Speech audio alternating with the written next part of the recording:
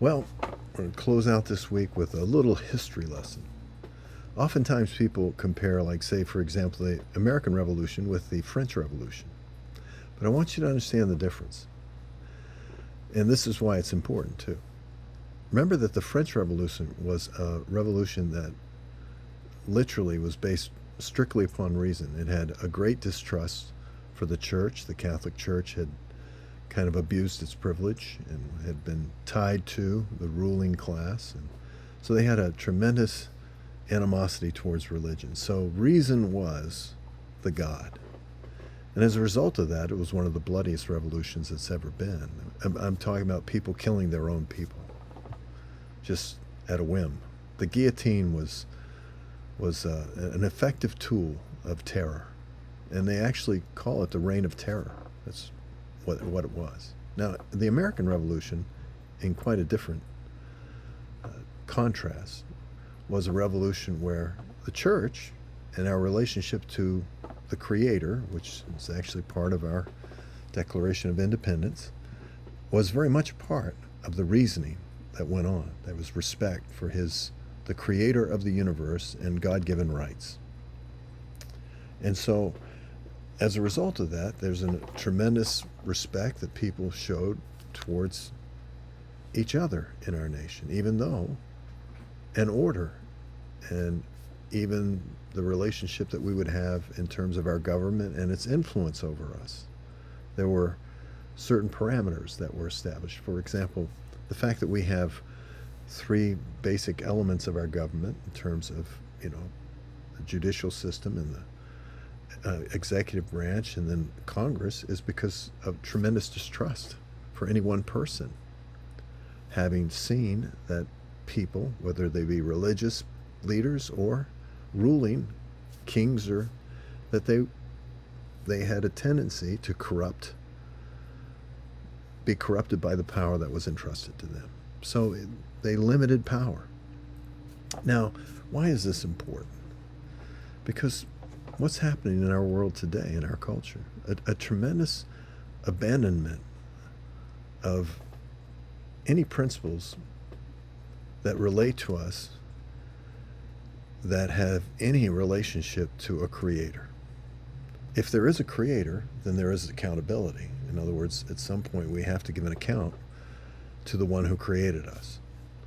Now, many of the founding fathers didn't believe that they needed a redeemer, but they did believe that there was a creator and that we had to live that he had established laws in nature and that we were to live according to those laws. And one of the greatest aspects of that was that the way that we treated others.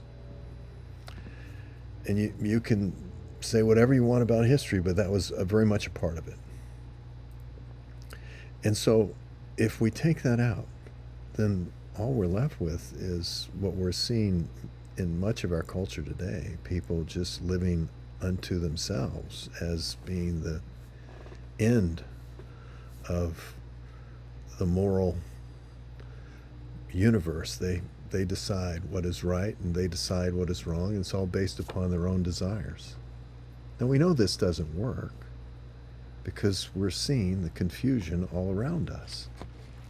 If there is no right or wrong and everything relates to what I desire, well, we obviously know that oftentimes what people desire is incredibly hurtful to other people. No one listening to my voice would, even the most left-wing person in the world, would agree that it would be right for anyone to be driving under the influence of alcohol. And if they killed somebody, they had the right to drink, they had the right to drive, and whatever happened, it happened. But that's the way many people are choosing to live their lives today. And as a result of that, there's been an incredible amount of trauma that has been vested into our culture. And why is this important? Because we're those people who understand and know the Creator. And we not only know that He created us, but we know the person through whom it came. And we also know His character and His heart. We are the means by which God Himself expresses Himself in a visible way apart from creation in a human way to the world around us. And that's why your relationship to Christ, your relationship to His Word, your relationship to the Spirit that reveals Him, your relationship to the church in which He dwells, your relationship to His character as it's developed through the Word of God and the Spirit,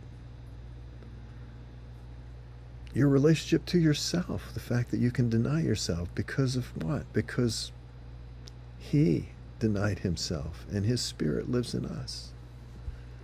All of these things speak to a world of total chaos today. It's a blessing to be a person that has a sense, not a judgmental attitude, but just a sense of stability based upon the love of Christ in their heart.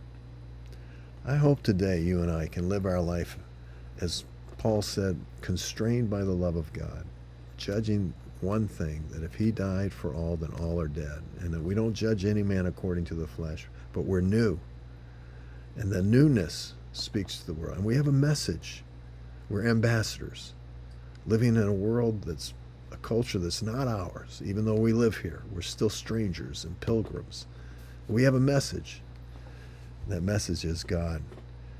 There is a God, and He lives in us, and He's reconciled the world unto Himself through His Son, Jesus Christ. Till next time, friends, God bless you.